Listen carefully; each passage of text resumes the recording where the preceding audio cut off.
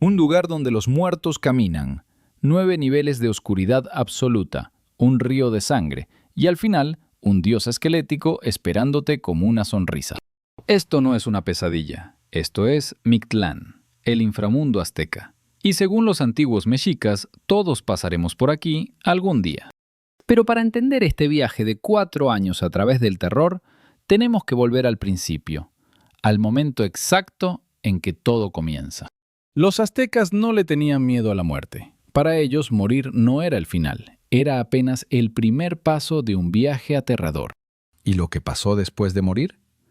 Eso cambió todo para siempre, porque el destino de tu alma dependía de cómo morías, no de cómo vivías. Si morías en batalla o en sacrificio, ibas al paraíso del sol. Si morías ahogado, ibas al Tlalocán, el jardín eterno de Tlaloc.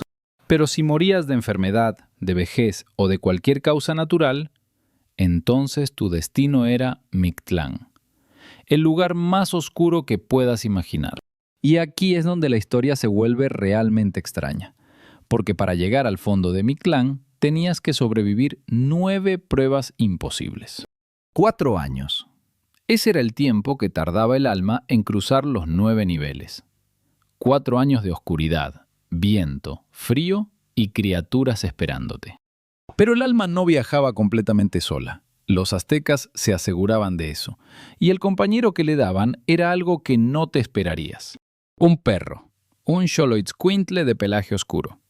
Los aztecas creían que este animal guiaba a los muertos a través del inframundo.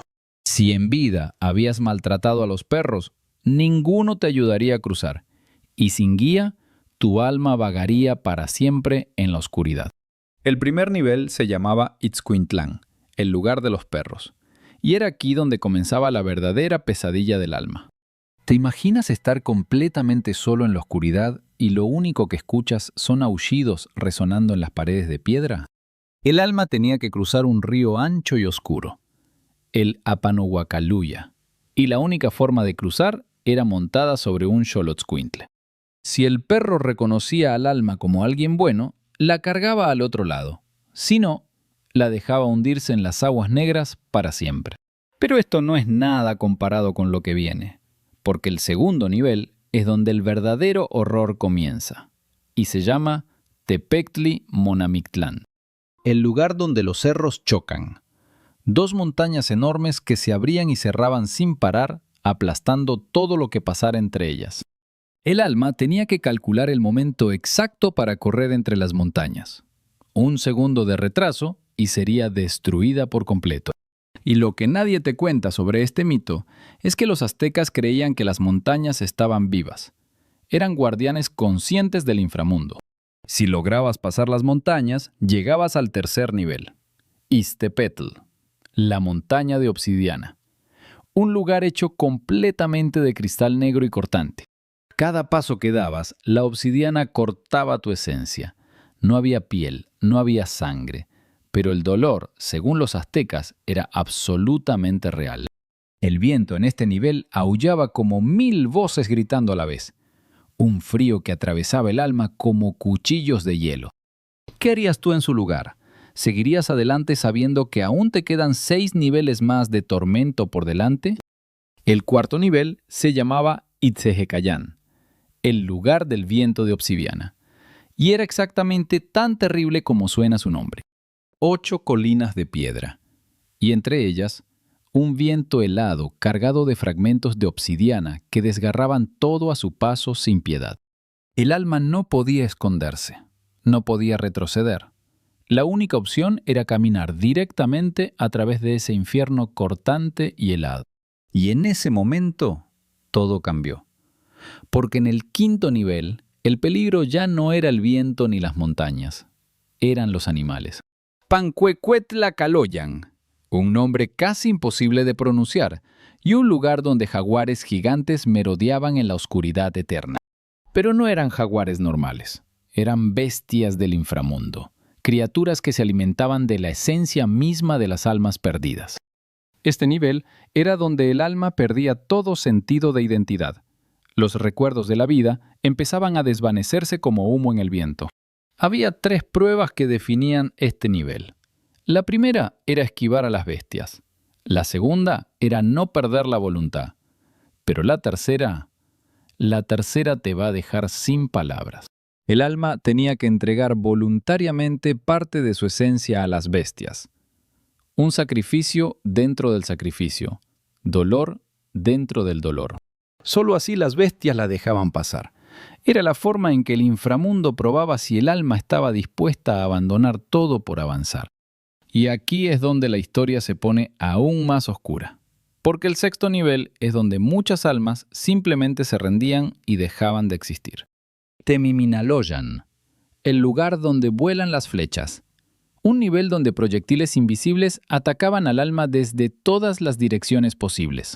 No eran flechas de madera ni de piedra, eran flechas hechas de pura oscuridad, y cada impacto arrancaba un fragmento más del alma. ¿Te imaginas correr sin poder ver de dónde viene el peligro? Sin saber cuántas flechas más quedan ni cuánto más puedes resistir. Pero lo que los aztecas enterraban con los muertos tenía un propósito aquí. Las ofrendas actuaban como escudos espirituales contra las flechas. Por eso los funerales aztecas eran tan elaborados. Cada objeto, cada ofrenda, cada ritual tenía una función exacta en el viaje del alma.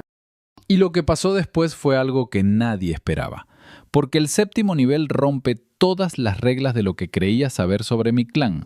Teocoyocuayoa, el lugar donde las fieras devoran los corazones. Un nombre que te dice exactamente lo que te espera ahí dentro. En este nivel habitaba una bestia que devoraba el corazón espiritual del alma. Sin corazón, el alma perdía toda capacidad de sentir. Pero eso no era un castigo, era una liberación. Los aztecas creían que el dolor del mundo de los vivos se guardaba en el corazón espiritual. Al perder el corazón, el alma se volvía pura, vacía de emociones, lista para enfrentar los dos últimos niveles sin miedo alguno. Lo que nadie te cuenta sobre este mito es que los aztecas no veían a Mictlán como un castigo, lo veían como una transformación necesaria. Cada nivel arrancaba algo del alma: miedo, identidad, voluntad, dolor, recuerdos, hasta que solo quedaba la esencia más pura y desnuda. ¿Y sabes qué es lo más perturbador? Que millones de personas vivieron y murieron creyendo absolutamente en este viaje. No era una metáfora para ellos. Pero todo lo que creías saber sobre el octavo nivel está mal. Porque Izmictlán, Apochcalolca, no es lo que parece a primera vista. El lugar de la niebla que ciega. Un nivel donde el alma perdía completamente la visión. Solo podía avanzar por instinto, sin ver nada. 9 ríos de agua negra cruzaban este nivel. El alma tenía que atravesarlos todos sin poder ver dónde empezaban ni dónde terminaban. Y aquí es donde el Xoloitzcuintle se volvía esencial otra vez. El perro guiaba al alma ciega a través de la niebla con su olfato. Sin el perro, el alma quedaría atrapada para siempre en la niebla, vagando sin dirección, sin esperanza, sin destino final alguno. Pero si el perro lograba guiarte, llegabas al lugar más importante de todo el viaje, el noveno y último nivel, el final de todo. Y lo que viene ahora es la parte más impresionante de toda esta historia, porque el noveno nivel no era lo que nadie esperaría encontrar. Chikunamictlán, el noveno nivel, el dominio absoluto de Mictlantecutli y Mictecacihuatl, los señores supremos de todos los muertos. Mictlantecutli, el señor de los muertos. Un dios con forma de esqueleto cubierto de estrellas, con un collar de ojos humanos colgando de su cuello. Su esposa, Mictecacihuatl, la señora de los muertos. Una diosa con mandíbula descarnada y un vestido tejido con sombras y cenizas. ¿Te imaginas llegar ante estos dos seres después de 4 años de viaje, completamente vacío de emociones, recuerdos y voluntad? Pero la llegada al noveno nivel no era el final del sufrimiento, era el comienzo de una nueva existencia, o más bien de una no existencia. Aquí el alma finalmente descansaba, se disolvía en la nada. No había cielo ni infierno, solo el fin absoluto de todo lo que fuiste. Y en ese momento, todo cambió mi forma de ver esta historia, porque Mictlán no era un lugar de castigo, era un lugar de descanso eterno. Los aztecas entendían algo que nosotros todavía no aceptamos, que soltar todo, incluso tu propia identidad, puede ser la paz definitiva. Pero hay mucho más en esta historia, porque los rituales que los vivos hacían para ayudar a sus muertos son igual de impresionantes que el viaje. Durante 4 años, los familiares hacían ceremonias específicas para cada nivel.